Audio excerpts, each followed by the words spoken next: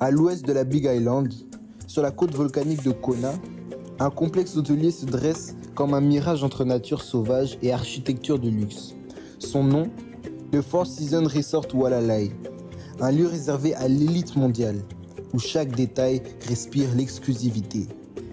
Mais derrière les palmiers, parfaitement alignés, et les plages privées bordées de sable noir, se cache une autre réalité. Car un tel luxe a un prix, humain, économique et environnemental. Inauguré en 1996, le Four Seasons Walalai occupe 13 hectares sur un domaine total de 350 hectares. Niché au pied du volcan Walalai, chaque année, la région de Kona attire plus de 1,2 million de visiteurs. Et cet hôtel y joue un rôle central. Ce n'est pas un simple lieu de séjour, c'est un monde à part. Villas privées, spas minéraux, piscines naturelles et restaurants étoilés. On ne vient pas ici pour vivre des vacances. On vient ici pour vivre une parenthèse hors du temps. Mais une parenthèse qui peut coûter plus de 700 000 $ en seulement 3 jours. Plonger dans une expérience à plus de 700 000 $. Alors, imaginons, un couple de voyageurs très fortunés décide de vivre l'expérience Walalai 3 jours du 22 au 24 avril.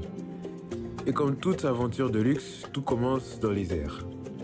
Le voyage privé. Depuis Kinshasa, ils embarquent à bord d'un jet privé ultra long courrier, un Gulfstream G650ER.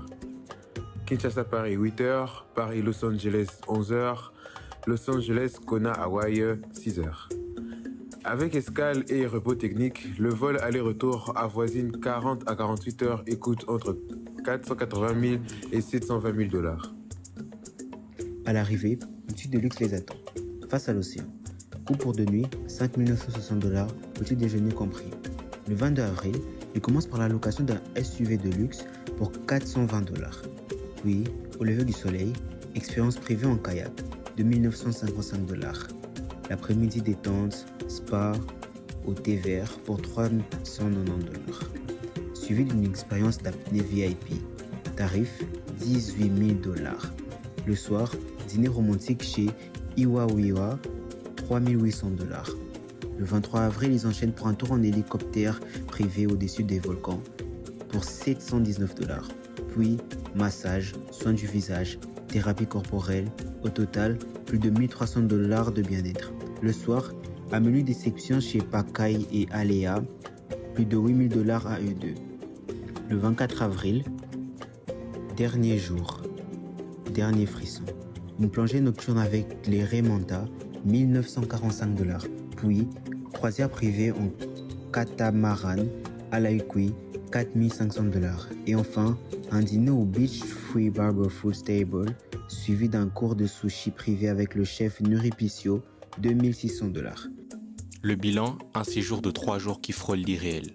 Un itinéraire en jet privé pouvant aller jusqu'à 720 000 $, un hébergement sur place coûtant 5 960 $, de nombreuses activités, des soins, des transports sur place se chiffrant à 31 069 $ américains et de la restauration gastronomique proposée à nos riches clients pouvant aller jusqu'à 16 500 $ pour 2 personnes.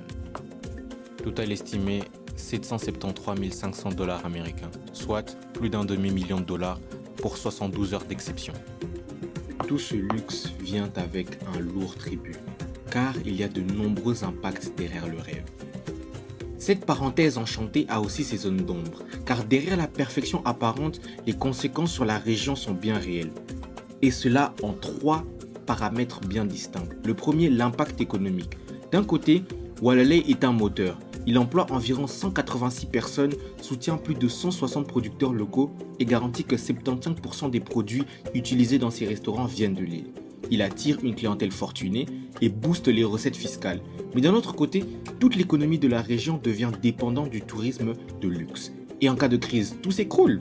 Pire encore, les profits générés échappent souvent aux habitants et vont directement au profit d'investisseurs étrangers.